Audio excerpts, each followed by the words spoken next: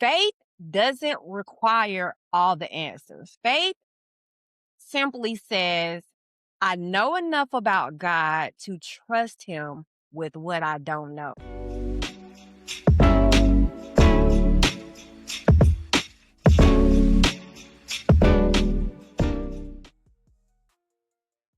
Welcome back to another episode of Yes, Girl, Hell No, the place where we stop settling, start healing, and become the woman that God has created us to be.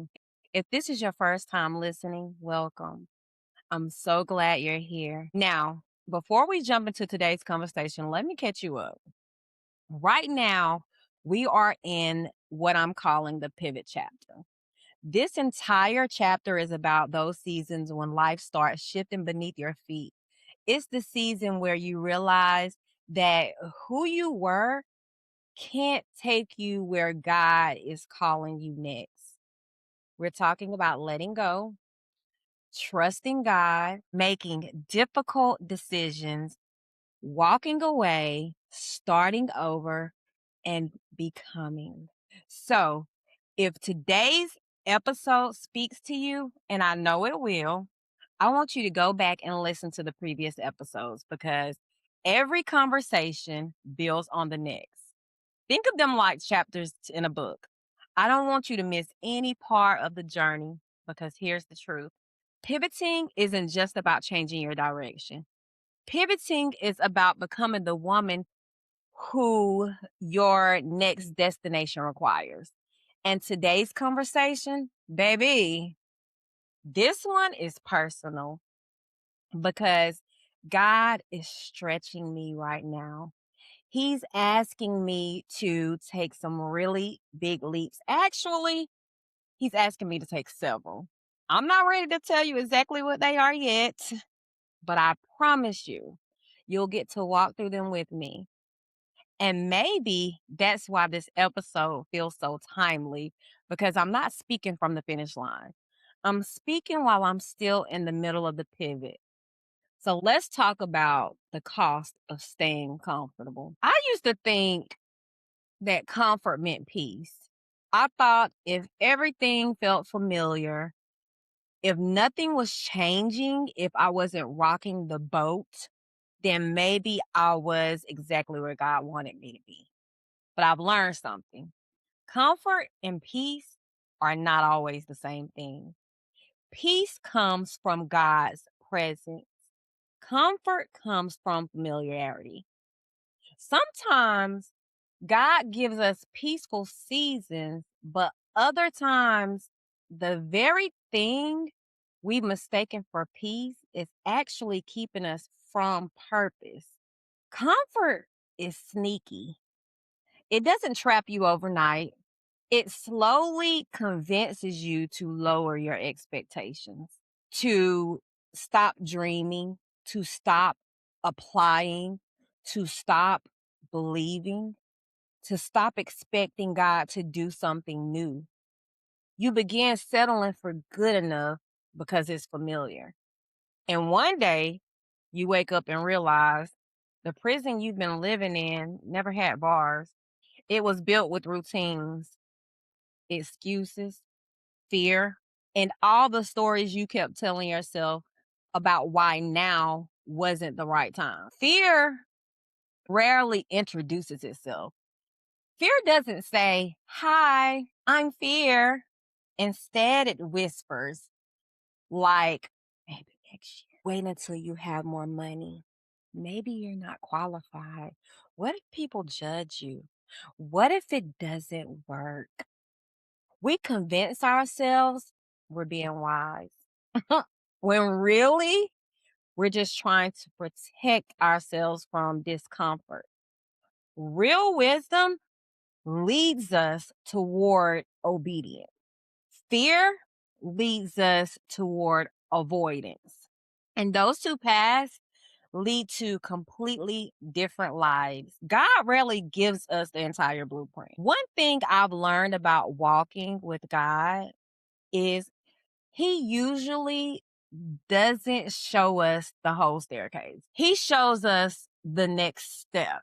Because if he revealed every obstacle, every delay, every challenge, most of us would never move. Faith doesn't require all the answers. Faith simply says, I know enough about God to trust Him with what I don't know. And trusting God taught me to trust myself. This is something that I have really been reflecting on lately. People often say you need to trust yourself. And I agree, but maybe not for the reason we usually hear. I don't trust myself because I think I'm perfect. I trust myself because I've watched what God has done in my life. I've watched Him strengthen me. I've watched Him guide me. I've watched Him correct me. I've watched Him carry me. I've watched God heal me. Every difficult season became evidence that I could trust the woman who God was shaping me into. Not because of who I was, but because of who God is, because of who was walking with me. Listen, I've survived breast cancer. I've survived heartbreak after heartbreak. I've let go of relationships that no longer align with me where God was taking me. I've chosen healing. I wrote the book. I've gone back to school at 46 years of age. I've started over. I've launched businesses. I've stepped into project management before I felt fully qualified. I started this podcast. Every single one of those moments required courage before confidence.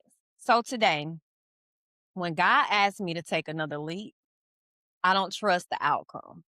I trust the God who's never failed me, who's never left me. And because I trust Him, I've learned to trust the woman He's creating me to become. When I really sat down and looked over my life, you know how sometimes you just sit down and look over your life and reflect? Every major transformation started with one uncomfortable decision: leaving, letting go, healing, forgiving, writing my book, going back to school, launching this podcast, serving before I felt ready, choosing obedience over certainty. Every chapter of my life that changed me started with discomfort. And here's what I've realized: growth and comfort don't live in the same house, they can't coexist. Think about it. Growth stretches you, comfort protects you. Growth requires faith, comfort wants guarantees. Growth asks for discipline. Comfort says, maybe tomorrow, girl. Growth requires surrender. Comfort wants control. Growth asks, who are you becoming? Comfort asks, why can't you just stay the same? They are constantly pulling in opposite directions, but you have to choose. And not because comfort is evil, but because comfort can become very expensive. It can cost you opportunities. It can cost you purpose, confidence, relationships, dreams, years. Growth requires something from us. It requires faith when we don't have all the answers, obedience when it doesn't make sense, discipline when motivation disappears, consistency when nobody is watching, humility when God corrects us, patience when the answer hasn't come yet, and perhaps the hardest, and this is the hardest requirement of all, letting go and walking away from the version of ourselves that cannot go where God is taking us. Mm, now that's a tough one. And what if God has been preparing me for this all along. Not because every painful thing that happened was his desire, but because he never wasted any of it. The heartbreak, the healing, the loss, the victories, the setback, the waiting, the tears, the prayers, the closed doors, even the open doors. Every season has been shaping me, preparing me, strengthening me. So maybe the woman I'm becoming didn't happen overnight. Maybe she's been under construction this entire time, preparing me. And maybe the same is true for you. So let me leave you with this. What's costing you more right now?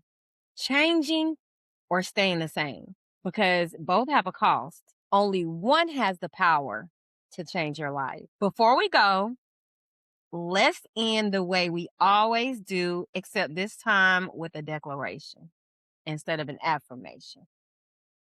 I declare that I no longer allow comfort to keep me from my calling. I trust God with my next step, even when I cannot see the entire path. I have everything I need for this season because God is walking with me. I release fear, embrace growth, and boldly become the woman He has been preparing me to be. My pivot is not punishment, it is preparation. Now take a deep breath, receive that, and carry it with you this week. My challenge of the week is this. I want you to do one thing that makes you uncomfortable. One phone call, one application, one conversation, one prayer, one step. Not because you're fearless, but because you're faithful. Small acts of courage create life changing pivots. So until next time, keep saying yes to the woman you're becoming and hell no to anything that's keeping you from her. I'll see you on our next episode of Yes Girl, Hell No.